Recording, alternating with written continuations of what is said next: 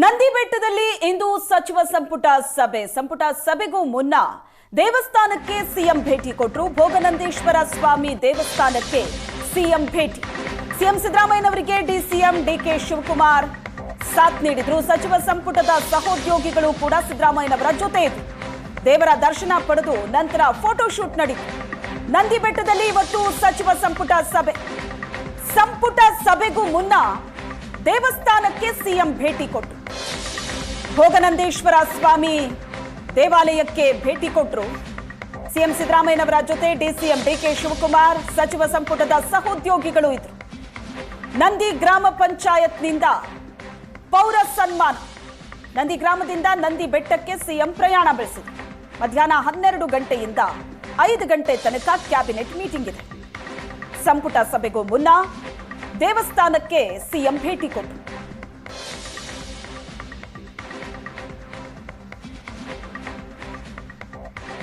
ಪ್ರವಾಸಿ ತಾಣ ನಂದಿ ಬೆಟ್ಟದಲ್ಲಿ ಸಚಿವ ಸಂಪುಟ ಸಭೆಗೆ ಇನ್ನೇನು ಕೆಲವೇ ಗಂಟೆಗಳು ಬಾಕಿ ಇದೆ. ಇದಕ್ಕೂ ಮೊದಲು ಇಡೀ ಸಚಿವರ ತಂಡ ಹಾಗೂ ಸಿಎಂ ನೇತೃತ್ವದಲ್ಲಿ ಡಿಸಿಎಂ ನೇತೃತ್ವದಲ್ಲಿ ಭೋಗನಂದೀಶ್ವರ ದೇವಸ್ಥಾನಕ್ಕೆ ಬರ್ತಾರೆ. ಹೀಗಾಗಿ ಭೋಗನಂದೀಶ್ವರ ದೇವಾಲಯವನ್ನ ಸಾಕಷ್ಟು ಹೂವುಗಳಿಂದ ಸಿಂಗಾರ ಮಾಡಲಾಗಿದೆ, ಜೊತೆಗೆ ಸಾಕಷ್ಟು ಅಲಂಕಾರವನ್ನು ಕೂಡ ಮಾಡಲಾಗಿದೆ. ಇಲ್ಲಿ ದೇವಸ್ಥಾನದ ಬಳಿ ಫೋಟೋಶೂಟ್ ನಡೆಸಿದ ಬಳಿಕ ನಂದಿಗಿರಿಧಾಮಕ್ಕೆ ಅಂದ್ರೆ ನಂದಿ ಬೆಟ್ಟಕ್ಕೆ ಎಲ್ಲ ಕೂಡ ಇದೇ ಭೋಗನಂದೀಶ್ವರ ದೇವಸ್ಥಾನದಿಂದ ಒಂದು ವಿಶೇಷ ವಾಹನಗಳನ್ನ ವ್ಯವಸ್ಥೆ ಮಾಡಲಾಗಿದೆ.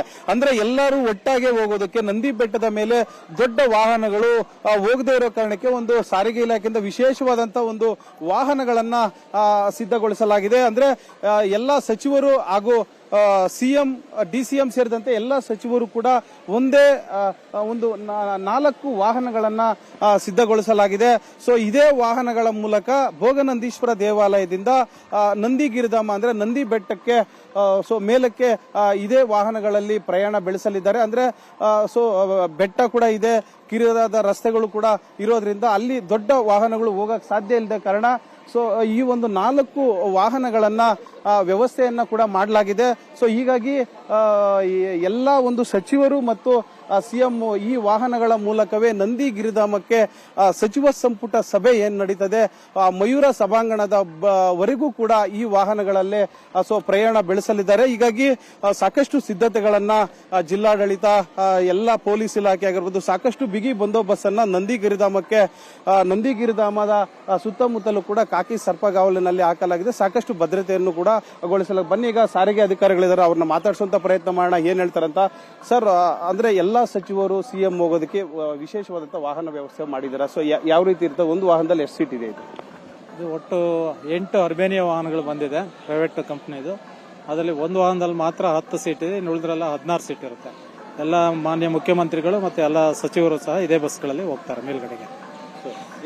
ಇದು ಏನು ಸಾರಿಗೆ ಇಲಾಖೆ ಅಧಿಕಾರಿಗಳು ಹೇಳ್ತಾರಂತದ್ದು, ಅಂದ್ರೆ ಎಲ್ಲರೂ ಕೂಡ ಭೋಗನಂದೀಶ್ವರ ದೇವಾಲಯದಿಂದ ನಂದಿಗಿರಿಧಾಮಕ್ಕೆ ಅಂದ್ರೆ ನಂದಿ ಬೆಟ್ಟದ ಮೇಲಕ್ಕೆ ಒಟ್ಟಾಗಿ ಎಲ್ಲರೂ ಕೂಡ ಈ ಒಂದು ವಾಹನಗಳಲ್ಲೇ ಪ್ರಯಾಣ ಮಾಡ್ತಾರೆ, ಹೋಗ್ತಾರೆ ಅಂತ ಮಾಹಿತಿಯನ್ನ ಹೇಳ್ತಾರಂತದ್ದು.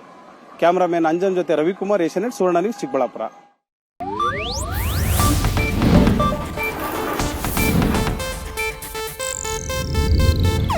ಇದು ಏಷ್ಯಾನೆಟ್ ನ್ಯೂಸ್ ನೆಟ್ವರ್ಕ್ ಪ್ರಸ್ತುತಿ.